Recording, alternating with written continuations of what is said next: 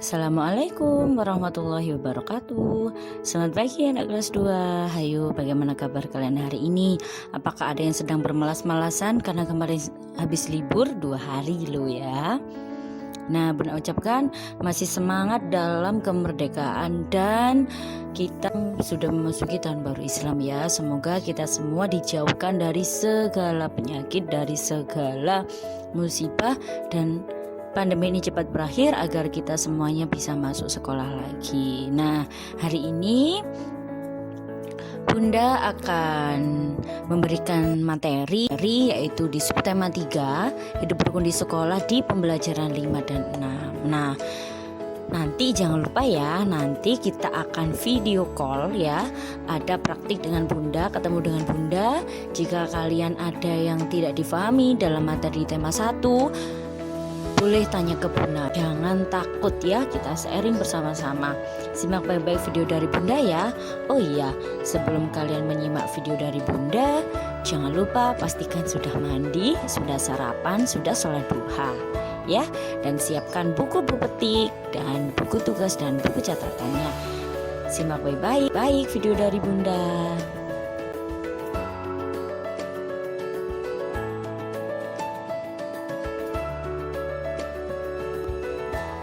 Di pembelajaran 5, kita akan mempelajari menyebutkan pengamalan sila ketiga Pancasila di sekolah. Nah, hayo, di sini ada yang masih ingat apa itu bunyi sila ketiga Pancasila?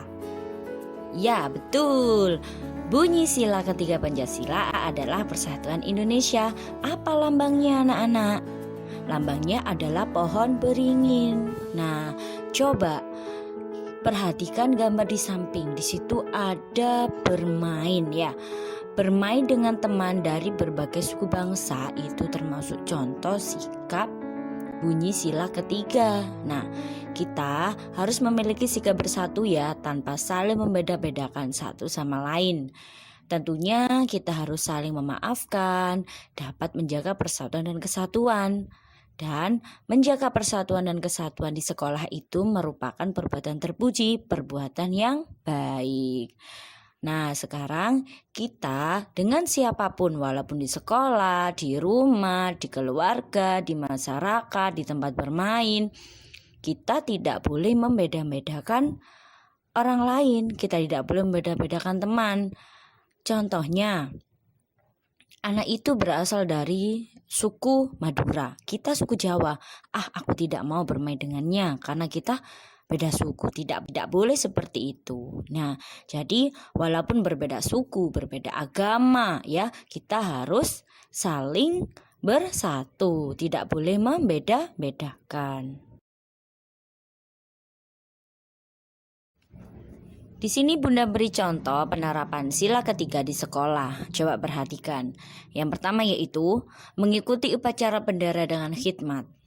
Nah, kalian biasanya di hari Senin melakukan apel ya. Nah, kalau kita mengikuti upacara bendera dengan khidmat itu dengan khusyuk, dengan baik ya, dengan tertib, tidak ramai, tidak bermain sendiri ya. Kita menghargai upacara tersebut. Nah, itu termasuk contoh sila ketiga di sekolah. Yang kedua yaitu memisahkan teman yang sedang bertengkar. Nah, kalau kita bertengkar maka tidak ada persatuan. Makanya lebih baik kita pisahkan saja. Untuk apa? Karena itu perilaku tidak terpuji. Yang ketiga yaitu bermain dengan teman dari berbagai suku bangsa. Kalian harus menghargai berbagai suku karena Indonesia itu beragam suku. Dan yang keempat, pastinya kita sama melaksanakan piket kelas. Kenapa? Karena jika kita bekerja sama, pekerjaan akan terasa ringan dan bisa memupuk rasa persatuan antara kalian semuanya.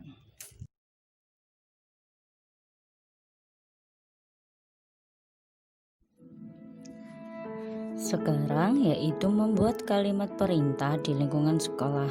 Ayo ingat kembali kalimat perintah yang sering kalian ucapkan di sekolah. Nah, pastinya gurumu mengucapkan kalimat perintah bukan? Nah, Bunda biasanya mengucapkan kalimat perintah agar kegiatan di sekolah berlangsung dengan tertib.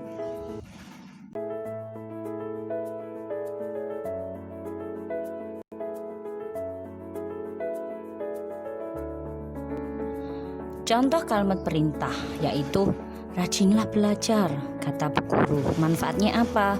Kita menjadi anak yang pintar. Lalu jagalah kebersihan kelas, kata bu guru. Manfaatnya apa? Kelas menjadi bersih. Ada lagi ya kalimat perintah yang lain yang biasanya Bunda ucapkan untuk kalian. Tutuplah pintu itu. Nah, sehabis dari kamar mandi, pasti Bunda kan menyuruh tutuplah pintu itu. Nah, itu termasuk contoh kalimat perintah yang biasanya kita ucapkan di sekolah.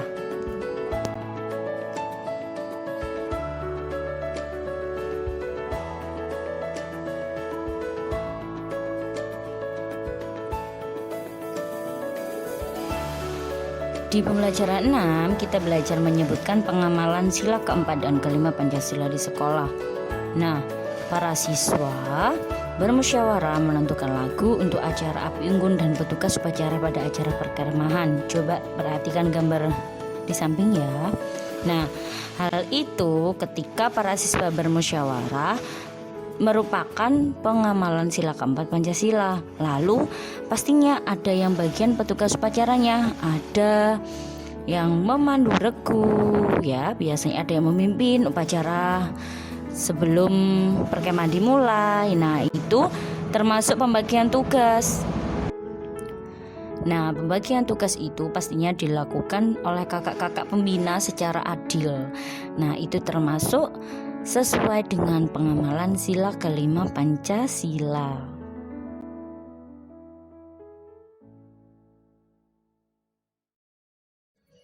Berikut adalah contoh penerapan sila keempat di sekolah. Yang pertama yaitu menghormati pendapat orang lain. Jika ada, pastinya kalau kita bermusyawarah ada perbedaan pendapat. Nah, di situ kita harus menghormati pendapat orang lain ya. Yang kedua, bermusyawarah saat berdiskusi. Jadi, jika kita sebelum melakukan musyawarah, kita pastinya berdiskusi dulu. Lalu setelah itu kita bermusyawarah untuk menentukan apa hasil keputusan tersebut. Dan yang ketiga yaitu pastinya kita tidak boleh memaksakan kehendak kepada teman. Nah, jika kita mempunyai pendapat yang berbeda, kita tidak boleh memaksakan kehendak, yaitu namanya egois sendiri. Jadi tidak ada permusyawaratan atau hasil yang mufakat. Dan yang keempat yaitu bermusyawarah menentukan regu piket atau ketua kelas. Pastinya kalian jika di kelas itu ada ketua kelas ya. Nah, biasanya itu kita bermusyawarah, ayo siapa ya yang cocok jadi ketua kelas. Nah, di situ kan pasti banyak perbedaan pendapat. Nah, makanya itu kita berdiskusi. Gunanya apa? Untuk memutuskan satu keputusan yang disepakati oleh semua orang.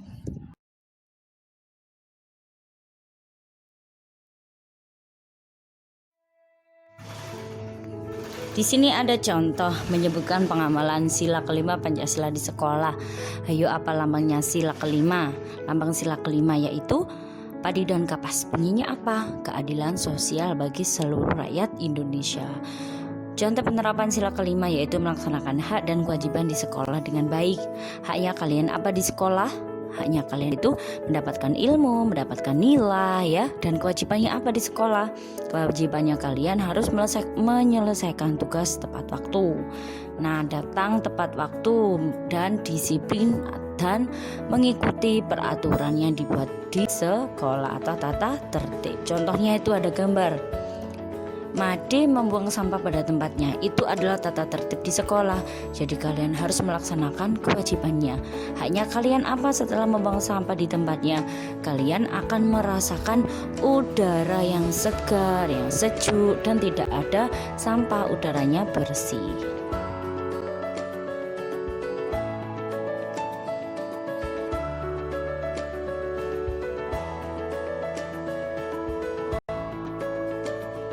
Ini adalah contoh penerapan sila kelima di sekolah. Yang pertama yaitu melaksanakan hak dan kewajiban di sekolah dengan baik. B. Bergotong royong melaksanakan kerja bakti agar pekerjaan lebih mudah. Dan yang ketiga, tidak mencontek saat pulang. Itu bisa kalian terapkan di sekolah dan itu termasuk penerapan sila kelima.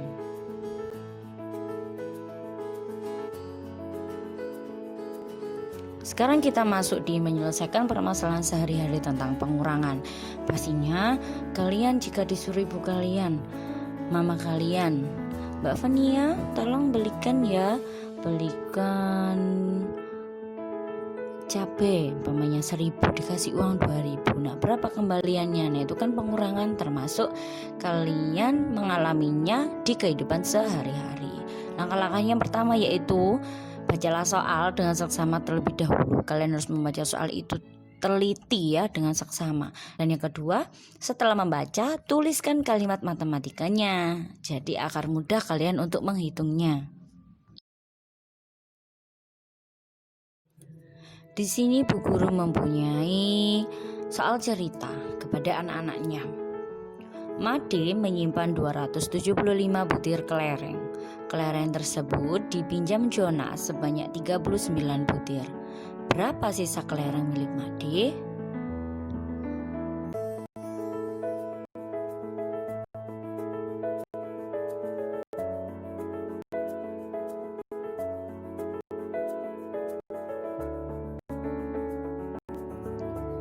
Bunda mempunyai dua cara, yaitu dengan menggunakan cara panjang dan cara pendek. Tuliskan kalimat matematikanya terlebih dahulu ya, ada 275 dan 39. Kita jabarkan. Sekarang coba perhatikan di cara panjang. Ada 275, kita jabarkan menjadi 2 di angka ratus 200, 7 di angka puluhan 70, dan 5 di angka satuan. Dan 39 yaitu tidak ada ratusan ya, hanya ada puluhan dan satuan. 30 ditambah 9. Nah, setelah itu kita melakukan pengurangan. Nah, coba hitung jika menghitung dari belakang ya. 5 dikurangi 9, bisa apa tidak? Tidak bisa, karena besarnya yang dikurangi. Maka 5 kurang, maka kita pinjam di puluhan di sebelahnya. Yang Bunda coret warna merah, kita pinjam 7 jika kita pinjam 1. Nah, 7 jika kita pinjam 1 tinggal berapa? Tinggal 6. Kita tulis 6. Kita pinjam 1, kita taruh di sebelahnya angka 5. Menjadi berapa? 15. Nah, 15 dikurangi 9 berapa? 6. Setelah itu kita masuk ke puluhan. Tadi setelah dipinjam ada angka 6 ya, menjadi 60. 0 dikurangi 0, 0, dan 6 dikurangi 3 berapa? 3. Lalu 200-nya kita turunkan karena dikurangi 0, tidak ada angka ratusannya. Nah, lalu kita jumlahkan 200 ditambah 30 ditambah 6 berapa? 236. Sekarang menggunakan cara pendek. Tetap ya pada angka 275 dikurangi 39. Kita tidak perlu menjabarkan ratusan, puluhan, satuan, tidak perlu. Lalu kita kurangkan saja langsung. 5 dikurangi 9 tadi tidak bisa kan? Kita pinjam ke 7, angka 7 kita coret ya. Kita pinjam 1, kita taruh di atasnya. Nah, 7 dipinjam 1 jadi 6. Nah, sekarang menjadi angka 15. Coba perhatikan angka satuannya. 15 dikurangi 9 menjadi 6. Dan angka 6 puluhan ya tadi. 7 dikurangi 1 kan 6. 6 dikurangi 3 menjadi 3. Duanya yaitu turunkan. Sama kan hasilnya cara panjang dan cara pendek yaitu 275 dikurangi 39 menjadi 236.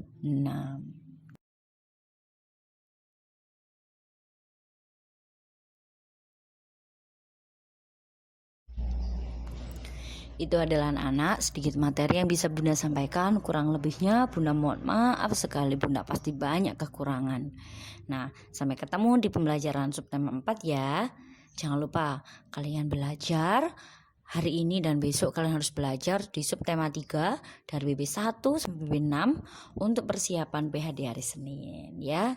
Jangan lupa nanti kita bertemu di video call Bunda. Bunda tunggu ya. Wassalamualaikum warahmatullahi wabarakatuh.